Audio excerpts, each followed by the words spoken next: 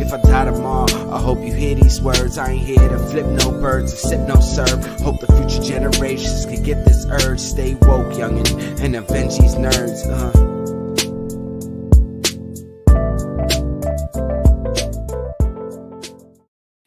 Did we just avenge these nerds? Yes, we did. I'm telling you, man. I mean, the second time we've had that intro, and it has not gotten old. It's so much better than that 30-second countdown shit. Welcome back, everybody. Our live episode of Nerds of the Round. It is your boy Tone from across the hall, and it's your boy Sebastian. And we are here tonight. Yes.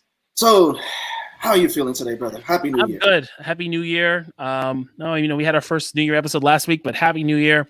I'm gonna continue to say it. We're all staying safe and watching the news and everything. I know a lot of things are going on our minds, but we're coming together just to kind of talk about some stuff to kind of keep your minds off of things. Talking to a great group of folks. Law is not here with us today, but he will be making his triumphant return on Tuesday. As you know, we will begin our live, not live, but our coverage of WandaVision, which starts on Friday, and we're getting a double header episode on the drop. So be tuned for that. We'll be talking about WandaVision. I'm sure there'll be so many good MCU nuggets. We will be diving in and exploring. And if no one has seen yet, if you have to catch up with the characters, make sure that you check out Marvel's Legends. Give me a second. So I heard about that. I heard about Legends. Is it good? Yeah, Legends. The Legends thing is pretty good. It's pretty dope. It gives you a whole recap of Vision, and it also gives you a recap of Scarlet Witch. Nice. So this way you get a whole recap of the characters if you haven't seen the movie. But Law is not here. Usually I give you guys a quick rundown for the week. Something new that we've done is that if you actually go into the description, you will see the description of the week for everyone whose content that you guys need to go check, which includes the D&D Medusa's Cascade podcast. So check that out, Medusa's Cascade, which is dropping every Saturday. You'll see Get in Tune on there. You'll even see our guest who's coming on tonight, their information for Catch the Craze. Make sure you guys are following them, checking out all the stuff I got. But first, again, send that love to Law. We love you, brother. We'll see you next week. But we do have a substitute host coming in. Guest host today is Bryan Martinez. Bryan, what's up? How are you? Hey, what's up? Happy New Year. Happy New Year. What's going on, Bryan? Just chilling, and working on art, drawing. Yes. I'm digging, man, the self-promotion. I'm really digging the shirt, dude. It's really good. Thank you. It's all about branding. It's all about branding. Yes, it is. 100%. 100%. So, Bryan, for people who don't know who you are, tell them who you are, give them the 411, the rundown, the breakdown of what you do, who you are, and I am just going to share some stuff while you talk. Yes, you share some stuff. Share some shit. Thank you. Well, thank you guys for having me. I love being here with you guys. This is the time we need to come together, even if it's early. So it's good to have you guys here. So about me, I am an aspiring cosplayer. Guess you could say that. But I started cosplaying. That's how I broke into the convention world. I'm also an aspiring artist. I'm a full-time artist now, and I do cosplay whenever I have the time. So I guess you could say cosplayer artist. I will say, I think you using the word aspiring is a bit too below your level, my friend. Looking at your Stephen Strange, rocking that beautiful goatee and those natural locks, and then you've got the Corvus Glaive here with the prosthetic makeup. Dude, you are not aspiring. You are a cosplayer. And we know you've won awards, so let's not use aspiring. Let's use G. He is a G. I'll give you part time because you're doing more artistry stuff, but aspiring, no. You're doing really good. You're doing it's good shit here. Thank you. Thank you. So now, so I got to meet you as a cosplayer. I also got to meet you as an artist at Beyond Con. You were there tabling and everything. Yeah.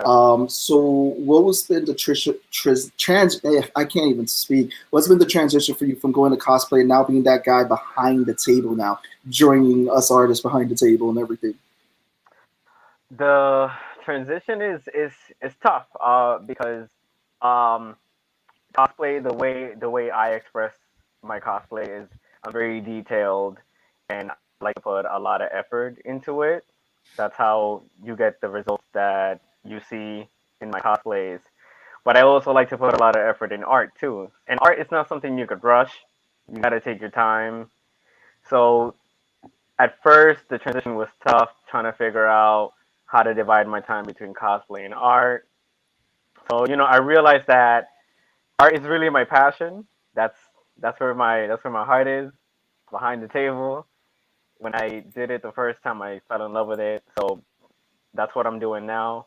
So I'm mostly doing art full time, and if I have any chance to cosplay, any free time, then I will incorporate that into my schedule. Bro, yeah, all I gotta say is that you've killed it. You've done it, bro. It's been pretty good. But while we're doing that, Tone, 1 second, guys. Okay, Yeah, some issues you with my mic. are you got issues with your mic? Oh no. Well, Seabass is gone, but that's okay. I So, thought that was gonna be me. I know. So, I'm looking at your Instagram and seeing a lot of your art. I'm seeing a lot of like 90s cartoons, things that we grew up with. So, like Power Rangers, Gargoyles, X-Men. So, Yeah. is that like a really big influence for you? You got me right there. So I'm a '90s baby. So I grew up with the '90s. So everything that was just out in the '90s, I sucked everything up. But I'm a big fan of Gargoyles. I heard there was a remake coming on. Still waiting for it.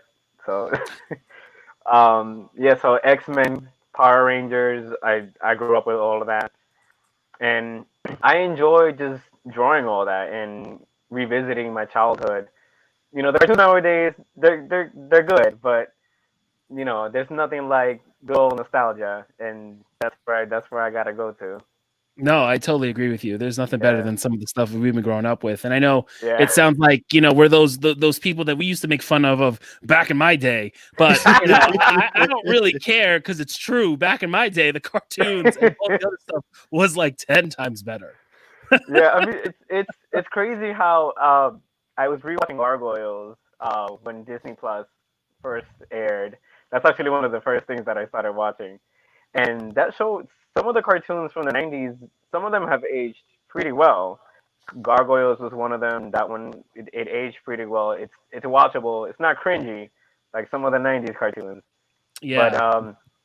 yeah, Gargoyles aged pretty well. X-Men is always given that age pretty well. Some stuff is cringy, but No, I agree. All the stuff that's been hand drawn, is pretty ages. I mean, aside from the fact it's like it's in 40p, it's in the square box, and you're on your yeah, big nice TV, and it's super grainy. But some of the CGI shit, I mean, I love Beast Wars. Beast Wars did Oh, not age well, yeah. we're gonna have a and conversation about and that. and while I was not a fan of Reboot, I'm sure Reboot did not age very well because I was not a fan of the CGI back then. So Yeah. we could get lost in this, but Brian, I want to thank you Yeah, for yeah. being a guest host with us today, jumping on board. Because Thank you, again, I'm thank really you. excited to get to introduce you to these guys. So again, now we're at the main event. Now again, Brian was the appetizer. He was there. He was getting you guys up, greased up for opener. tonight's episode. The opener. You know how we do this at concerts? We got the opener, and then we got But let's bring up an image of these guys because let's see who do we got on here today? Who do we got on? I don't know who we got on. I think we've got the I think we got. Man I think and we the got these. Dreamer. I think we got these guys, right, dude? I think we got these guys. Yeah, we yes, want to yes. give it up for That's the heart of George, the industry. the Dreamer, Medina, and Sam, the Crazy Man. Vera, what's up, guys? Welcome back to Nerds of the Round. Oye, ¿cómo va? What What up? up? What's up, guys? How are you doing? I'm doing it. We're doing it. We're doing it. What's up, George? George, you're muted. George is always having technical difficulties. George, you're muted, bro. I think me and George are having technical difficulties. We're the technical guys. Act like I do a podcast, right? What am I doing? I don't know. I don't know. You look like you're about to rip a step on a 40, and then What up? What? All I know is that George and I were recording a show earlier, and Next, you know, his camera's gone, and all I hear is banging, and I'm thinking he's getting jumped by like Trump supporters or something. I'm like, Wow, he went there. Oh. shoot. man. I'm like, and then he gets back. He goes, "Well, it's not like you can help me." I said, "Yeah, just say duck." Yeah, no. What's happening, duck?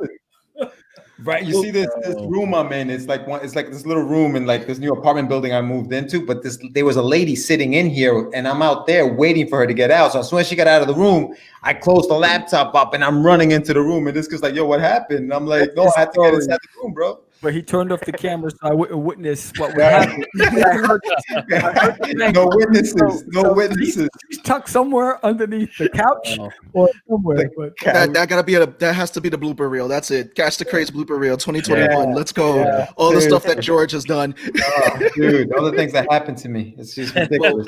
First of all, I want to Getting bit by congratulate. dogs. Oh, It's yes, not easy. we'll It's get not into easy that. being- it's not easy. Well, first off, I want to congratulate you guys for Catch the Crazees.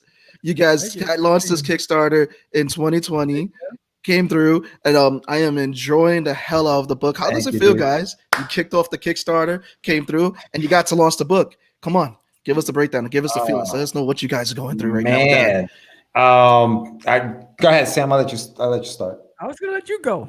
Oh, Go ahead.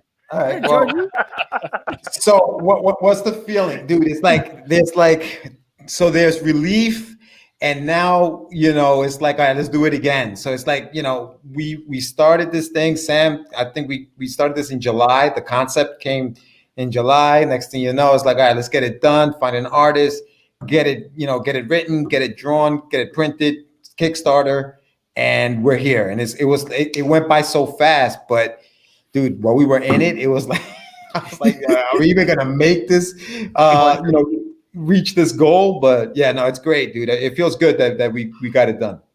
the process made me want to fight.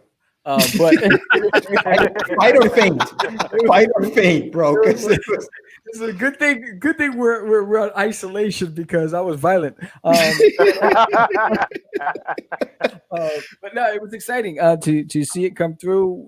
We weathered the storm in the beginning, dealing with some crazy stuff, and now we're issue 2 is completely done, and we started issue 3, illustrating issue 3 on Sunday. So we're doing really well. The artist is rocking out. I sent up all the designs for the new characters. There's a whole lot of characters that are gonna be introduced. It gets funnier and funnier with every issue, and it's just the build up. We know what's happening, and the problem is like everyone who gets the book is gonna they don't know, but we know. So that's the fun part, but it gets crazy. Nice.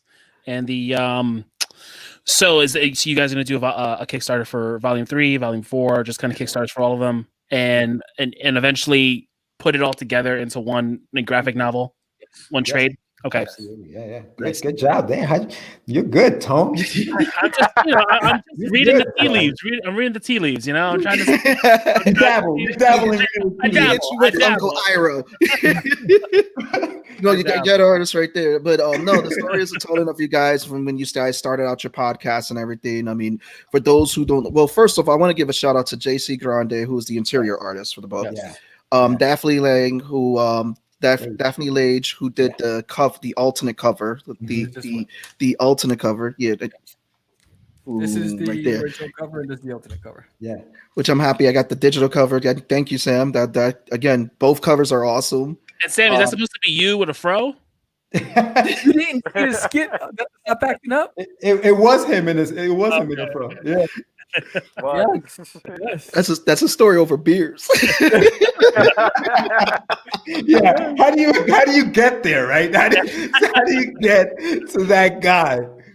Yes. But it's like Yes. so it was the story is a reimagining of telling about your story as podcasters, pretty much, because you guys started Catch the Craze, and I know we had you guys on the show before. You told us the story how you guys started and you stopped and started, and again you guys kind of came together. So this is kind of like a whole like alternate version, offshoot of telling a version of your guys' story. So how was it coming together to put this together and kind of tell your origin story, but in a comic book spin? Give us the 411 on that. I think it was it's funny. If you followed Catch the Craze, in the beginning when we launched the podcast, I just started doing a skit called Stop Acting Up. And it was about my alter ego, which was the crazy man, the afro, bell bottoms, and all that stuff. And that spawned from I went to a Halloween party in Texas, and I dressed up that way. So I just started doing skits where I was talking to my imaginary alter ego about catching the craze, and so that was like, huh? And then it was a series of events that led up to just like, you know what? This we have a story here. We have a story here. So that's when I called George. I said, "Yo, here it is. This is what we got to do." And I thought, because I am a little over the top, and so I thought George was like, "Oh, here comes Sam with his ideas again."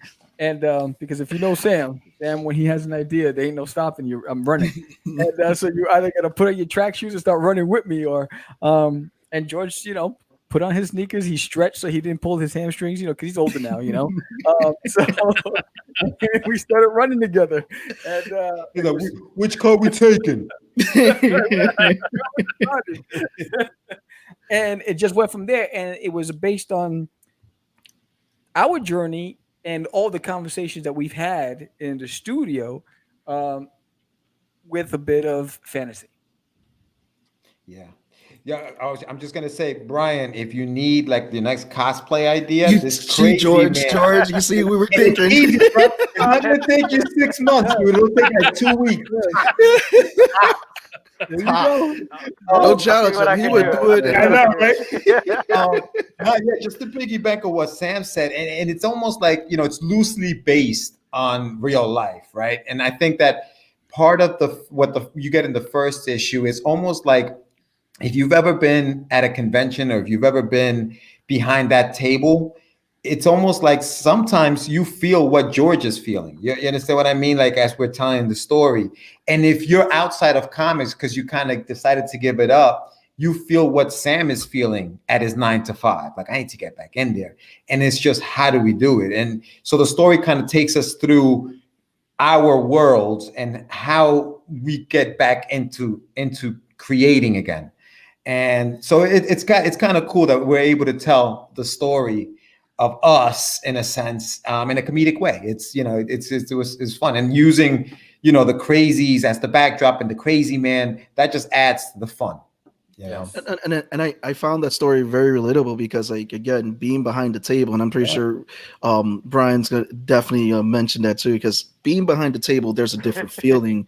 And I remember that, like, I remember George's feeling, like, I go to my first Comic-Con, I'm like, damn, this is dope. I want to be a part of this. And Sam captured that in the book. It's like, the character walked away, he came back, and it was like, oh, I got this bug in me. I want to get back into the convention scene. And then, just and you catch, I want to get into those frustrations later. There you go. There you go. There you go. That's crazy, man, right there.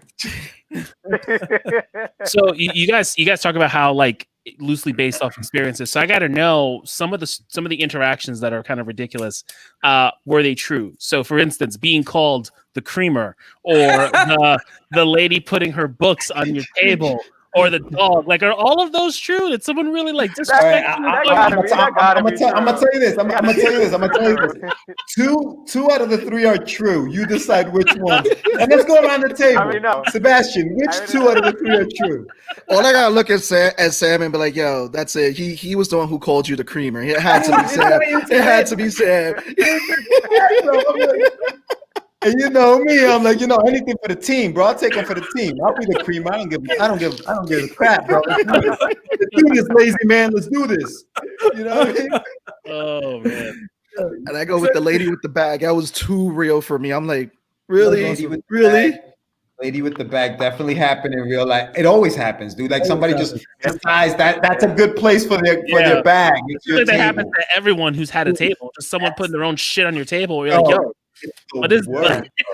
It definitely happened. And then the dog, me getting bit by a dog, absolutely. I would have asked that. Was that real? Did that happen? That was real. Getting bit by what, a 15-pound dog? Is that what it was?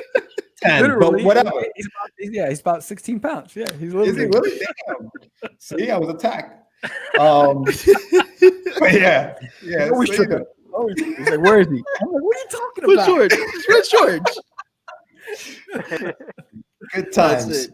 But it's good time. But I mean, it's like you guys captured all that crazy and everything and all that with the cons. I mean, I felt like that was true, and I love the fact that you guys put that in the book and tell it in a comedic way. With that said, I mean, and I love the fact too that the book is also big advertisement for those who don't know the projects that you guys have worked on. Like one of the scenes is you, George, are sitting down, and then all Wonder Duck and all that's there. So, how did this book play also too with the advertisement of everything that you guys have worked on? So I mean, I think, and even like, and Sam was good at sending this stuff to the artist, because obviously he didn't redraw it. He kind of put it up there, which was kind of cool that he actually just took the artwork and just superimposed it in there. But I think ever since we started, in the independent market, we always have had that, you have to promote yourself, promote within the promotion, right? So like, if you have a podcast, for example, I love what you guys are doing at the beginning of the show. You break it down. You start telling people we're doing this, we're doing that. Check out this, check out that. And I think that the comic book became an extension of that. So this is us. This is our story. These are our characters. Let's throw them in there, And even in future, stories and issues, you're gonna see more of that, where like characters are gonna be, just sprinkled throughout, almost like Easter eggs, I would say, with of our worlds. And I think that's something that as an independent artist, you have to try to find as many avenues as you possibly can to promote yourself, and just repeatedly just stay in people's minds. And okay, here we are. This is who we are. This is who we are. And I think that this was a perfect way to do that. No, it was perfect. Yeah. And then I do want to say one thing. I just wanted to say that I wanted to congratulate you guys, because putting together a comic book is not an easy task. A lot of people think it's easy. It's not. It takes a big team to do that, to put it together, to assign the roles. So hats off to you guys, in doing the Kickstarter. It's congratulations on that. I did read it, and the story really resonated with me, and I think that was a very good way to put the main character in scenarios that the audience can resonate with. And you also had some very deep emotional journeys with the character. He was internally dealing with something that I think all of us struggle with every day, the 9 to 5. Yeah. We don't want to do that. We want to do what we love. Right. The story is very, very good, and it really caters to the creators, and a lot of people who are not creators, they can resonate with dealing with, again, the 9 to 5. So I think I wanted to congratulate you guys on that, and I just wanted to ask, what was it like putting the comic book team together, and what was that journey like for you guys? Go ahead, Sammy. For me, it was pretty simple. As far as initially started out simple, then it got complex. Initially, I knew that when we relaunched Catch the Craze, I knew that I was going to work on a project with George. It was a matter of timing.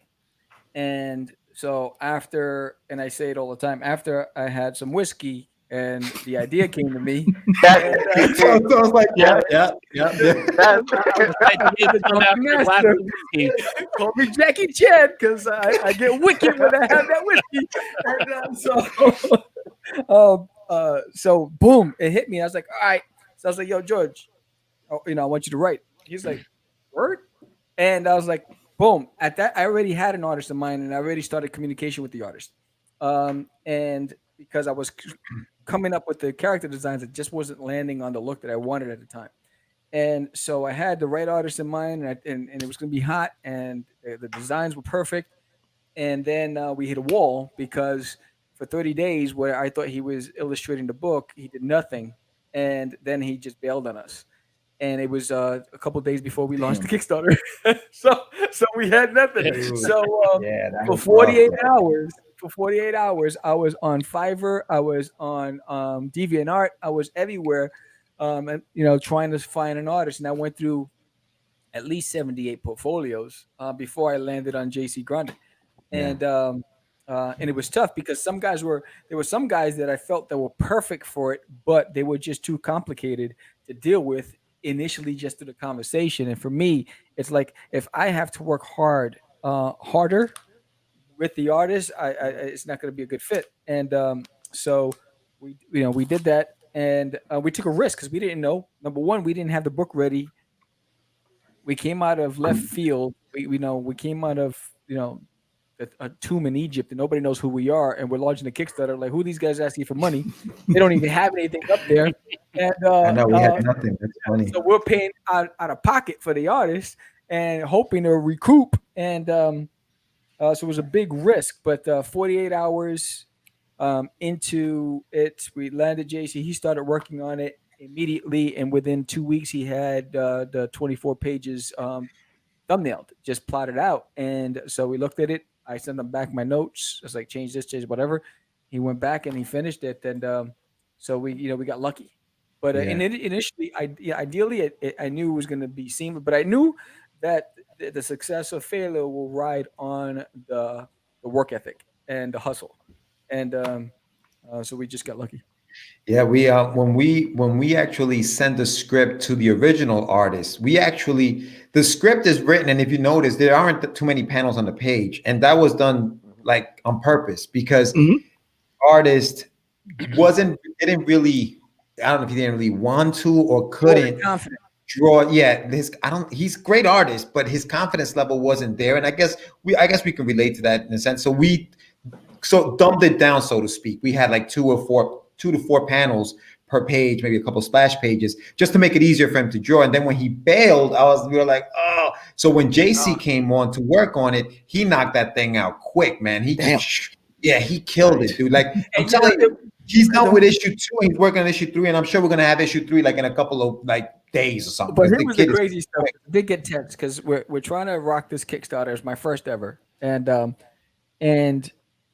if you know me, I don't like losing, and so like, play sports. I don't even understand that. Like, I don't even get that, dude.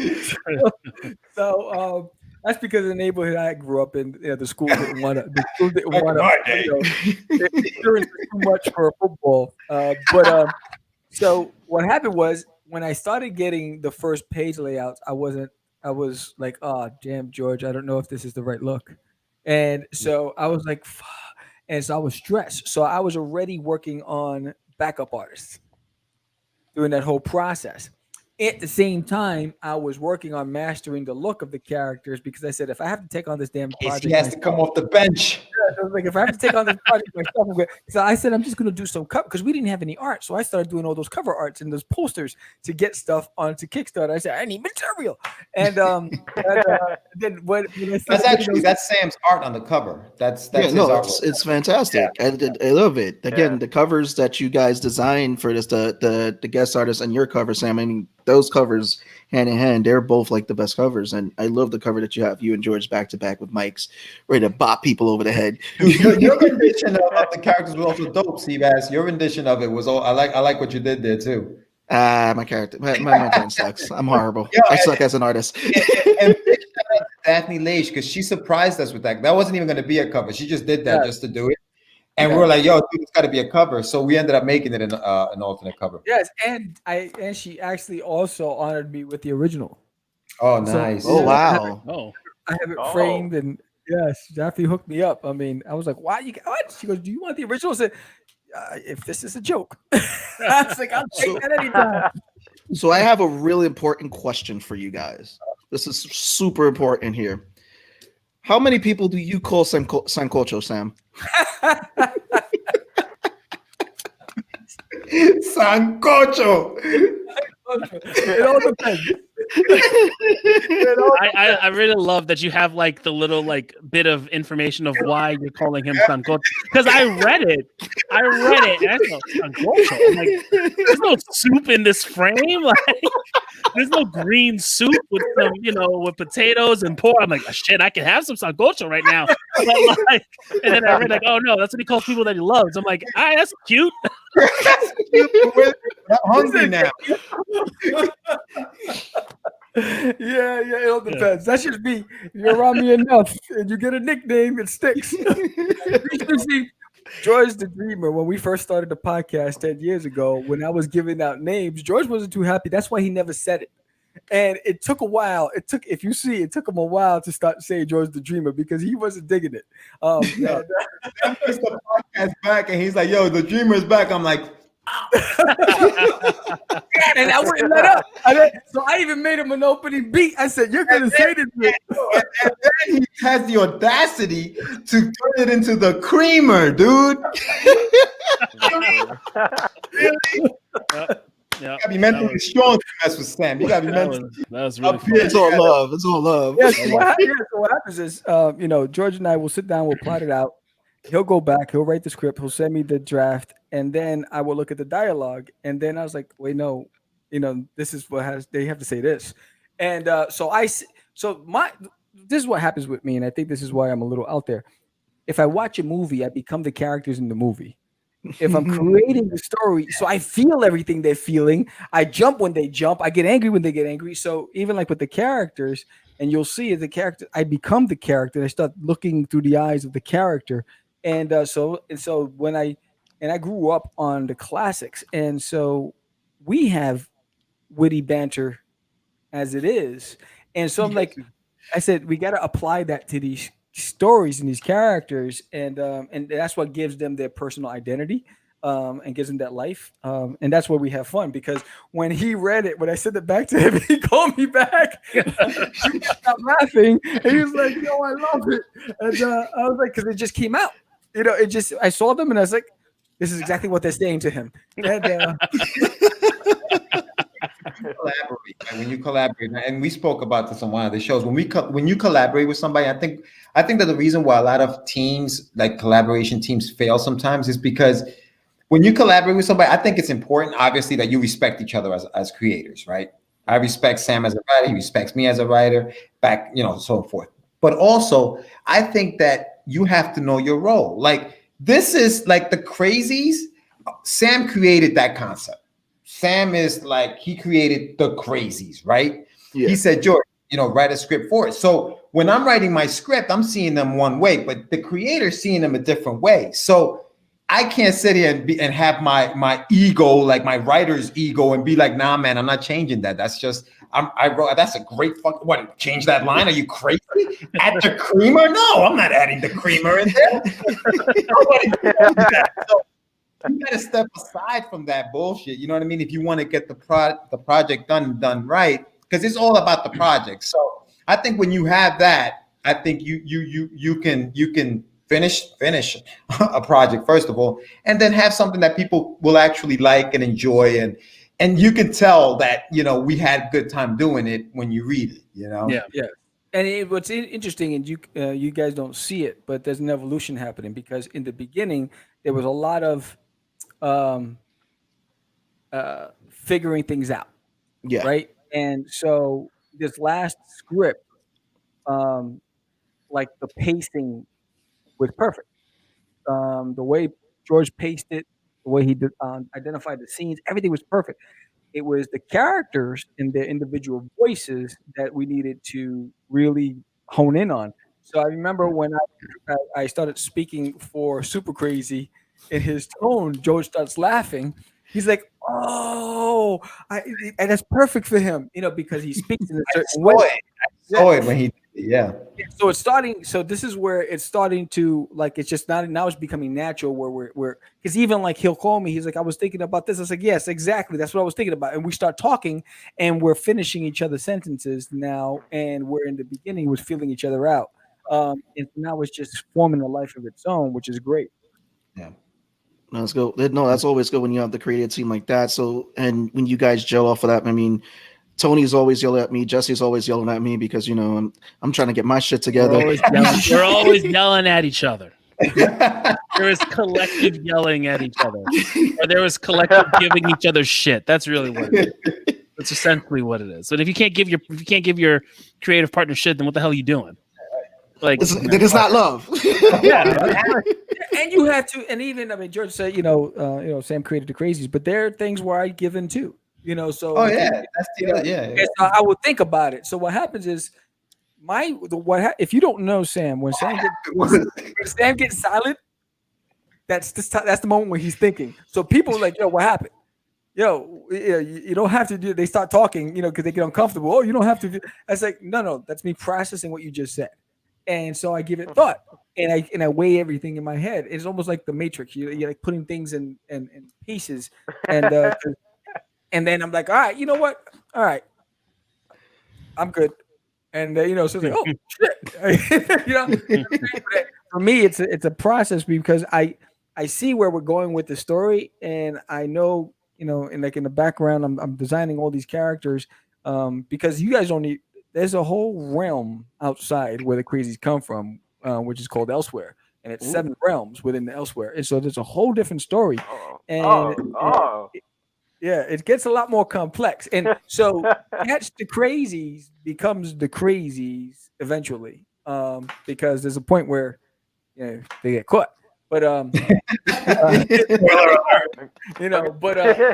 there's a whole lot to it, right now we're just having fun. Well, but so you did mention it earlier though that there were some things that troubles you guys went through with the first Kickstarter. We're now going to get into your second Kickstarter, but what are some of the things that you guys experienced that you're now doing different approaching the second Kickstarter now? Oh, we have content. you got shit to post, and people are just like, who the hell are these guys? we got pages. We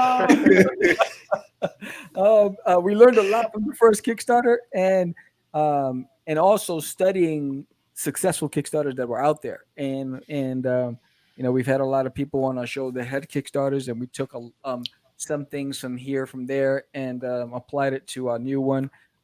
George does what he does best, and he designs the look for the Kickstarter, and that's where it's great to have somebody who can take that workload on. The way he created the look of the page for the Kickstarter looks amazing. We believe the levels are pretty dope. So we have the content. We have issue 1 already printed. Issue 2 is already done, and issue 3 is in production. We have some great stuff. Everybody got their Kickstarters, I'm hoping, by now, even though that the post office was a little slow. Yeah, dude, that killed us. The T-shirts, man. I just got an update saying that someone just got theirs, and they live in Jersey. Oh, wow. Yeah. I'm like, what the heck is that? Yo, I'm still waiting for mine. I'm still waiting for mine. And if you need an artist too, I'm looking at Brian right now. There you go. I'm selling his services. All right. Well, I got to tell you, dude, like another thing that I think we learned is that you only have but so many friends that you can hit up and be like, yo, dude, I got a Kickstarter. So you have to start promoting outside of just your own circle. And I think that knowing that you can actually have a launch page before the page actually starts. We didn't know that at first, so that's a learn. There's a bunch, so many things within the Kickstarter crowdfunding, just not campaign, but within their website, that there are so many things to learn before launching one. And you really don't know everything until you're in it. Yeah. People can tell you, well, you got to do this, you got to do it, like anything else, right? You got to do this, you got to make sure you do that. But until you're in it, you all that stuff was just noise. Like, I don't even know what the hell you're saying. You just got to do it and find out. So I think that's where we are right now. And obviously we're going to learn from this one and apply it to the next one. So it's good. It's like anything else. I think it's an evolution, but yeah, 2 days from today, it'll be back and we'll see what happens. And I will get more grays and more lines of my crows. Sam is on that. Sam like, yo, we got to get it. We got to get this number. I'm like, Sam, it's going to happen. No, we got to do this. I'm like, yo. I'm a beast. Yeah, that's my problem. Is like, I'm like, keep moving. Oh, you were just glued onto that whole thing, just waiting for those numbers to go up. Every day. So what we're doing differently this time is that on the day that we launch, we're going to be live on YouTube. We're going to have it on the screen, and we're going to That's gonna Hopefully be watch fun. it. You're gonna be looking at the screen waiting for it to move. That's flat out. That's Well, gonna we be have so a much. first day pledge, so there's a first day only pledge of $25. And what did they get, George, for that? So for $25, no, so you get both issues 1 and 2 printed. You get PDFs of both issues 1 and 2, and then you get a 11 by 17 poster for Oh. the 25 Oh, in the first. Oh, That's only So for like yes. the first day pledgers. so Yeah, everyone's heard that here. Make sure you guys get in first day. That's it. Hey, dude. Yeah. It's a yeah. So we had that first day, huh? Bobby? I think No, it's not. Brian, you said something? Oh, okay. Can you hear me? No. We heard you, and then it Yeah. cut out. Oh, Yeah. It happens. Don't worry. This is a beautiful part about live. That's it. It's all good. Yeah. Yeah, but no, I'm what I wanted to ask you too. So for the first one, when George, you spoke about it too, like the idea of not like you've got contacts, but you really got to get that organic reach of a bunch of strangers who've never heard of you before. Yeah. For your first Kickstarter, do you know like what the number of people who never like heard of you guys, or maybe just kind of heard of the podcast but never like knew you personally, reached out and contributed? Yes, we Sam. There's what you call it, Boom Studios, bro. Yeah. Gave us some cash, Mhm. and we were like, "What?" Like that right there. If nobody else gave any more money, we're like, "Boom Studios." Oh, they know who we are now. Like we got so hyped. So yeah. So I mean, and the thing about Kickstarter, is that it'll tell you, it'll start giving you names of people who. It'll even, it's messed up because, okay, so when you pledge, right? Let's say you pledge on Thursday. It doesn't take your money. On the 17th or on the 14th or whatever, February 14th, 30 days later, they'll start charging everybody. Kickstarter will tell you whose card failed or whose card didn't make, you know what I mean? Like, it'll tell you, like, yo, Us. so now you have to hit people up like, yo, can you check your card? Like it didn't go through. Oh no! And that must suck for people that you know. Dude, I'm like, yo, what's up? Yeah. Sorry, Yeah, what happened? that was me. Yeah, you gotta be like Stewie and Family Guy. Where's my money, man? Where's my money? Where's my money? Yeah, it was tough because not only that, and then Kickstarter, it took like 3 weeks before they. It takes a while because they got to collect all the money, make sure, because they give people a chance. They're like, we're going to give you about a week or something before they just take that pledge away. They're like, all right, it didn't work out. They don't say it wasn't funded, but they do take that amount away. So you think you have $3,000 after all the fees and all that other stuff, you have maybe 25, 24. You know what I mean? So, listen, it's a give and take. I mean, obviously it's a business, so it is what it is. But yeah, it definitely does kind of suck when you think about the number that you're actually going to get. But Oh man, That's the one major complaint I hear about Kickstarter from people is like, it takes. I was like, so you got it, yeah. But you know what? You guys got a successfully funded Kickstarter. So again, that's something that not many people can do, especially coming from Jump. And again, it just the lessons that you guys learn from it. And So then shooting for the stars. We went high. Yeah. He's like, let's go for 20. George's like, you sure? I was like, Sam, we don't need it. Guess we're going 25, fellas. you could do it. So this one I caved in, and George's like, we can't go to the extreme. And I was like, all right. nice. But so you guys got any good stretch goals planned for this camp for this one? We do have things on the back burner, but we're going to wait. We're not going to even think about the stretch goals until we make that goal. So so we do have some really good stuff on the back burner that we will apply for stretch goals. But because we really want to make that first week is the most critical. I always say 25% that first week. George wants to go out. George wants to be mean this time and say, let's go for 50% this first week.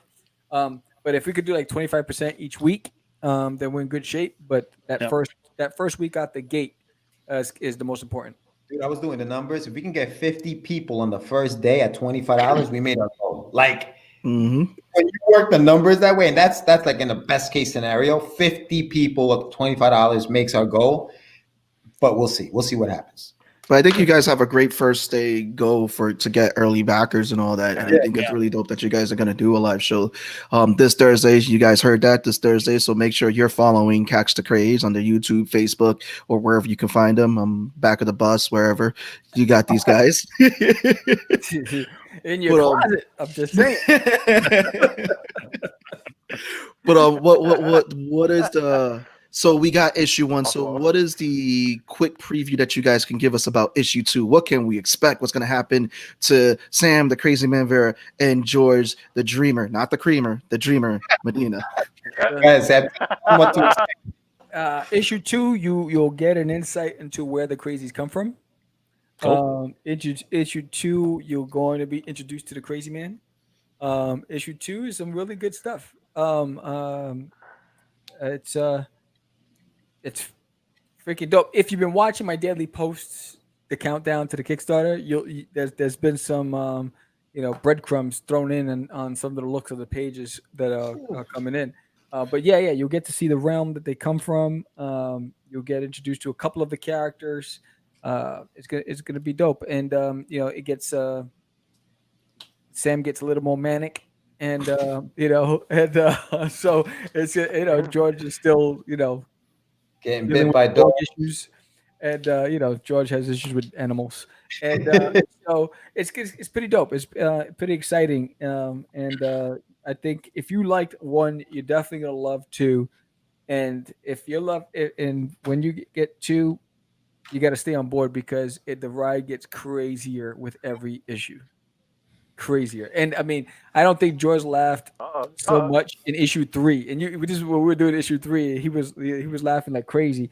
But I think it's gonna be fun. It's fun, like when you talk about, like, for us, right? Like I was watching, like, you guys were talking about, like, The Mandalorian for a few weeks on your podcast. And I don't know if you guys caught this, but they have, like, this roundtable part of the show where they talk about the making behind the scenes and, like, how they sit down. And Sam and I, it's funny because when we're reading scripts, like, we do, like, almost like those table reads where, like, you're like, all right, you're a character, I'm a character, let's go back and forth and let's read it.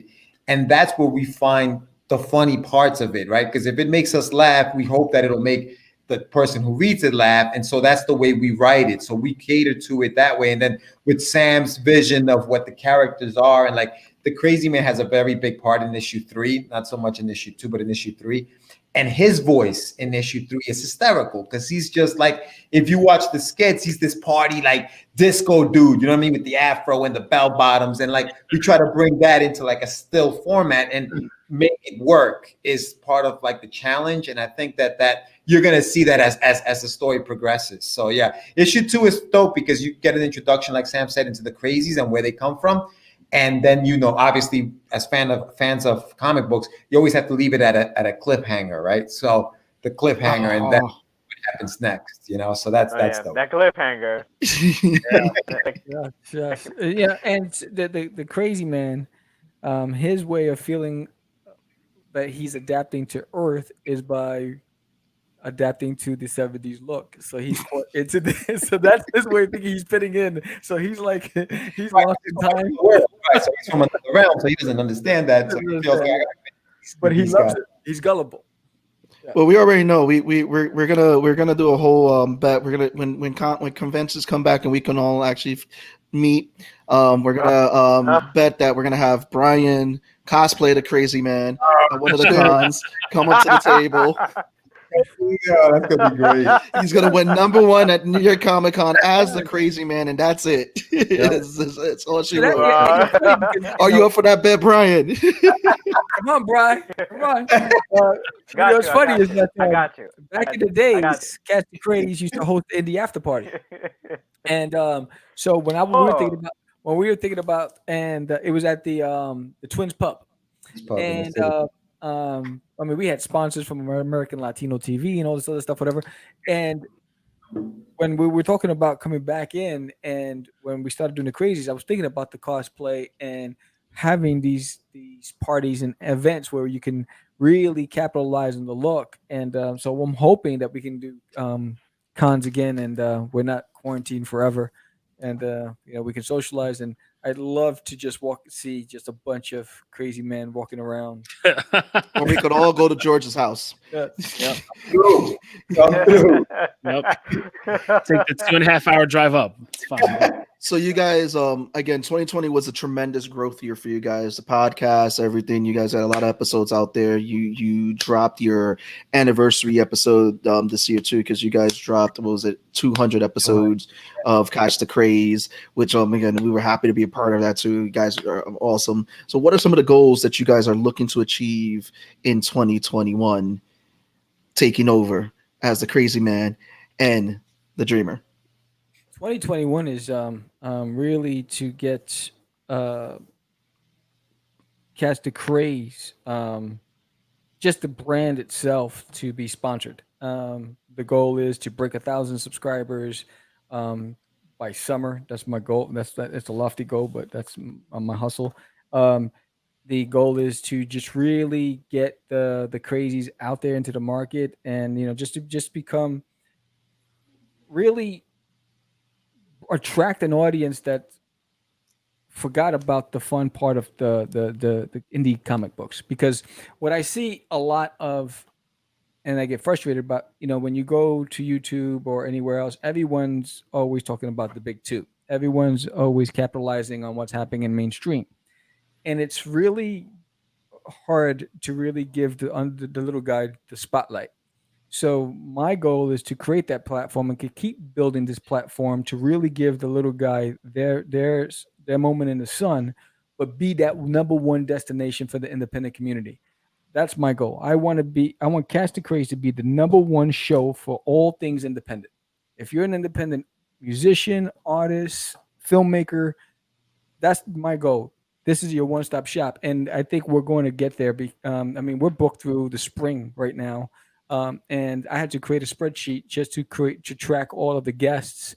That's why we threw in these last minute shows on Sunday and all that stuff, because we're so filled. And that's the exciting part. But we need to get the people that follow them on board as well. Exactly. So I think the independents have to do their part to just spread the word to their following, to say, hey, I've been spotlighted on this program, and then show love there. But my goal is to be, not to be the second best, but to be the number one show for all things independent. That's it. Oh man, we're gonna be fighting for that spot. You know how I feel about nerds. It's gonna be a slobber knocker. Oh man, you know how I feel about nerds. That's it. I'm ogre. Be up there. I'm ogre in Revenge of the Nerds. I'm like, nerds. I'm about to bring my Jim Ross and just announce everything. Like, this is slobber knocker. Let's go. Nah, but it's good though. I mean, and I love that, because I think that's it. It's. I think that's one of the things that's been missing with the conversations I've had with a lot of people looking to make the podcast and all that and get independence out there. It's more about this being the number one, but it's about being the source to get independence out there. And you guys have been doing that. You've been definitely covering everyone that's been coming on your show and everything. You've been doing the research, which is what I think when you guys have the rapport with your fans and the creatives that you guys have networked. I mean, we love having you guys on, as you see right here, because we were always like, even before we start the show and after the show, we're always joking around. But again, you guys get down to business. You're students of the game. You're and not only students, you guys go out there and you say what you're gonna do. And honestly, like, one of the things we've learned from you guys too, what you guys are doing, like how you said you've spoken to different people in Kickstarter, it's the same thing. I'm like, oh, these guys are like, we got to implement this and that, and learn from here, learn from there, and again, you guys are always awesome, man. Dude, let me tell you something. You guys, and I don't even know how I ran into the nerds of the round. I started watching. I was like, yo, this shit is like dope, right? And you guys, and we were talking about this off air. You've done more shows now, obviously, that they were in the pandemic. But now, and you said it, Tone, that intro song, bro, sick. Yeah, I like how you Saif. I like how you shitted on the whole numbers. But what I hate it. I hate it so much. It's the worst. The worst. When the first time we went live, he did that. I'm like, yo, what the fuck is this? What is this? It's like a screensaver from the 90s with the space shit. Like, what is this? Speak on it, Tone. Speak on it. No, I love our intro. It's dope. No, the intro that you guys have going on now, dude. Like, and Sam, as far as the subscribers go, we all know how hard it is to get. subscribers. So that is definitely a goal. I mean, getting 200 for our 200th show was like, yo, we got to do this. Now the numbers are steadily, and big shout out to Jonathan Syfax, who's been helping us with that behind the scenes. He's been hooking us up. But yeah, I'm sure you guys are gonna, hit those numbers as well pretty soon. So yeah, good luck to you guys with that. And thank you for having us on the show. I mean, this is dope. No, we love having you guys on. You guys are always welcome. You know that. Come on, talk what you guys are doing. But we can't forget about our guest host Brian over here, who's also he doesn't think I've been paying attention to him. You've also launched your Instagram live drawing sessions too, brother. Okay. So come on, bro, talk about that. Yeah. Come on, gotta put you now on the spotlight. Well, I mean, the live, it just happened just accidentally. Me and my friend Joe, he wanted to live stream. I said, "Oh, we can live stream drawing," and then we just went from there. I've been working on several projects. That's why I haven't been live streaming lately. But I think live streaming is a good way to connect with the audience, especially on Instagram, because it's hard to get the attention of your followers on Instagram. So I think live streaming is a really good way to really interact with a lot of your followers and a lot of your friends, especially now since we can't really draw together and be together. So I think we implement that, and I think it's fun and it's difficult. It's difficult to draw, at least for me, because when I draw, I dive into my drawing, I get into a zone. But it's for me, it's difficult to interact with a lot of the chat. But it's fun, and I like it. We're gonna get more lives out of Brian this year. We're gonna be sharing it all out there. I don't really have a schedule for it. They just kind of just happen randomly. So. But it's fun, like as we were doing it right now, like we said. But it's. I want you guys to plug away. Shit. Here he goes. What is it? It's him drawing. Oh, Somebody doing that. It's on your Instagram page. Somebody drawing. Yes. So follow Ink Creates. Yes. On Instagram, so you can get his live drawing sessions. We're gonna get that commitment from him now. He's gonna be on there one day out of this week, drawing and showing you guys his skill. Yeah. But yeah, it's trying. Follow. Yeah, I remember again meeting Brian again. It was first time I met him was at Beyond Con. You were dressed as Doctor Strange at your table, and you would sew a few pieces, and it was just and from there to see the growth, like even bumping in Awesome Con, you were out there too at the table and everything, and you would just and you're always good with your fans and everybody who's approached you and all that at the shows. So again, it's kudos to you, brother.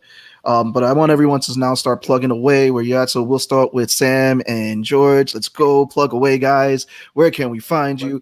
What can we expect? Show us the love, please. Under your bed, in your closet. You're creepy right now. I thought those were places where we could fight the crazies, but apparently all right. I'm not sleeping tonight. So Catch the Craze on YouTube is actually it's Catch the Craze. If you see my name, my at Catch the Craze, and that's everywhere. So Catch the Craze is everywhere on Tumblr, on YouTube, on TikTok, on Twitch, on everywhere. And Crazy Comics with 2 E's not a Y is the website. And our Kickstarter kicks off on the 14th. We will be live on YouTube. And we will be taking suggestions for covers, and might get lucky. I might be drawing those covers in real time as we're trying to move those numbers. That's right. You can find me at Medina Whip. Medina Whip, that's work in progress on Instagram, on Facebook. You can just Google my name on Facebook. And then, like Sam said, on the 14th, we're going to be live on YouTube, and our Kickstarter launches. Now, if you guys want to get in on the first day, we have that deluxe bundle for $25. You're going to get both issues 1 and 2 of the Crazees. You're going to get an 11x17 print and all that for $25 on the first day. So if you guys, it launches at midnight on the 14th. So you'll have all day to pledge. 6 p.m. We're going to go live on YouTube. So check us out there. And go to my website, which is medinawhip.com, or getyourmeds.com. Started that one up, and then we're gonna have links on that as well for the Kickstarter. Do I need a prescription for that one, George? Yes, please. See me after the show, bro. I got The you. reason why we need your pledges is because Medina Whip, WIP, means we is Poe. So we need some more. We need some money. We is Poe. Help a brother out. Not poor, Poe. We can't afford the OR. Which is why I'm in your closet, under your bed, in the trunk. It's gonna be a song now. That's it. We're gonna have an album. We're gonna drop it. Sam's in your closet too. But I thank you guys for coming on. But I just got a few announcements. So this week, again, catch the Medusa's Cascade every Saturday. You get to hear me and Tone voice over our characters in the Medusa's Cascade podcast, D&D podcast. Check it on Spotify, Anchor, wherever you can listen to a podcast. I mean, you hear me speak really bad languages, so I Really cannot. bad accents. Yes, really bad accents. It's Really bad horrible. accent that comes in within, I don't know, after the first 3 episodes. He talks like a regular person, and then he's a completely different sound. I was feeling my character. I was getting ahead. I'm doing what Sam said. You feel the character. Get in the character's head. But also to guys, check out the Independent Creators Award info group on Facebook. Vote for Nerds Around. Follow them and vote for Nerds Around. Help us get #1 podcast for 2020 in the group. We got nominated. Thank you, Ari, again for that. So make sure you check them out. So this has been another awesome episode. We want to thank everyone. We want to thank Brian for being the guest host. Thank you, Brian. Thank you. And Brian, we will have you on to focus on you and talk about all the things that you are doing. Brian's coming back. Brian thinks this is a one-time thing. He's coming back. I don't think I didn't peep that press kit. There's a lot of shit you got going on, that we didn't get to talk about.